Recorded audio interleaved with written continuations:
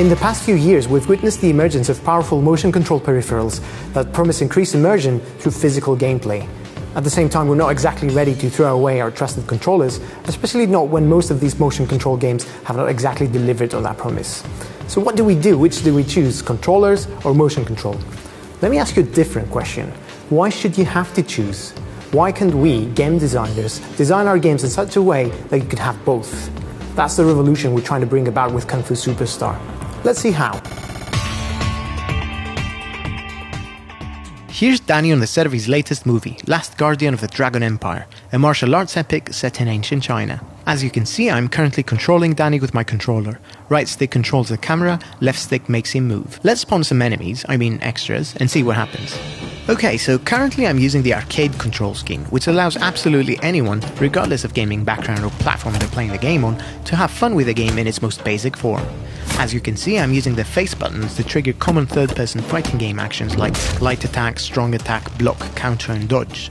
The moves you're seeing are still actual martial arts moves generated by our fight choreography engine in a way that keeps the action dramatic and exciting. Right, so let's go in the pause menu of our prototype for a second, and let's assume that I'm more of a hardcore gamer. And as a hardcore gamer, I require a bit more challenge and tactics from my fighting game experience. So I switched the control scheme to simulation controls and jumped back in the game, and now let's see what happens. The game switches to the director's cut mode, and we now have these icons floating around enemies' heads. These represent the fight choreography script for the sequence and show you the martial arts techniques it contains. To pull them off, you mark an enemy and then perform a controller gesture that corresponds to the particular technique. These gestures are designed to match the movements of the hero's body and provide not just an extra level of immersion, but also an extra level of strategy, challenge and tactics, as you now have to think carefully about how to approach the situation and which move to perform on which enemy first. While the director's cut mode gives you a script to follow, the improv mode ramps up the challenge by not showing you technique icons. Here it's up to you to think back to your training and pull off a technique that's appropriate for the situation.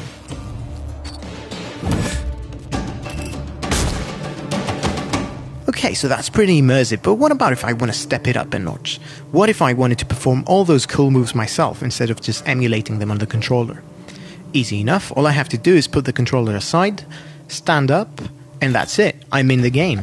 I'm physically taking part in the action, performing all these moves myself. No pause menus, no scanning, no calibration. All I have to do is stand up and start fighting. The game adapts to the change in control methods automatically. The engine takes control of the camera and player movement for me and lets me focus on the most important part of the game, the explosive combat action, which is now masterfully directed and delivered by the clever AI algorithms of our fight choreography engine.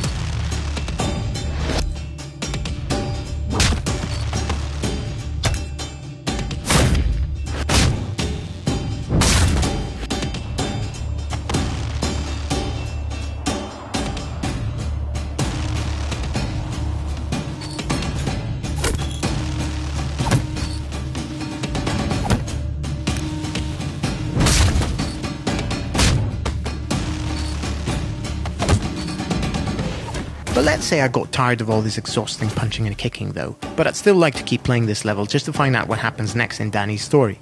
No problem. I slouch back on my sofa, grab the controller again, and I keep going. Again, seamless transition, no pauses, no frustration. We've seen some motion control games with controller-based features crowbarred in at the 11th hour, and we've seen some controller games with trivial motion control add-ons. I think it's clear that what we're talking about here is neither of those. We're talking about something that's been designed from the ground up to work equally well with either control option. You're the one who gets to make the final decision on how you want to experience the game, and you get to make that decision whenever you want and as many times as you want. I think one of the smart things here is to work on a control mechanism that allows players choice. The choice of whether to stand up and go into the action yourself, or the choice of whether to sit down and relax and use a controller. And that's what's so great about today's world. We've got choice, and consumers want choice. Sometimes I want to be relaxed, sometimes I want to be energetic. Sometimes I feel so emotional about what's going on screen, I actually want to leap up and take on the bad guys themselves, and other times I want, just want to kick back. And I really love this approach that is being taken. We're excited to announce that we intend to support the Oculus Rift in our game. Our grand vision is to create the most complete, most immersive and most innovative martial arts combat simulator ever. The second we tried the Rift, we knew it was a device that could really help us achieve that goal. We were already hard at work experimenting with different ideas around Rift support in the game. The prospect of putting you literally in the heat of battle, where you'd have to physically look around to identify threats and take care of them efficiently using your kung fu skills, something that we're really excited about.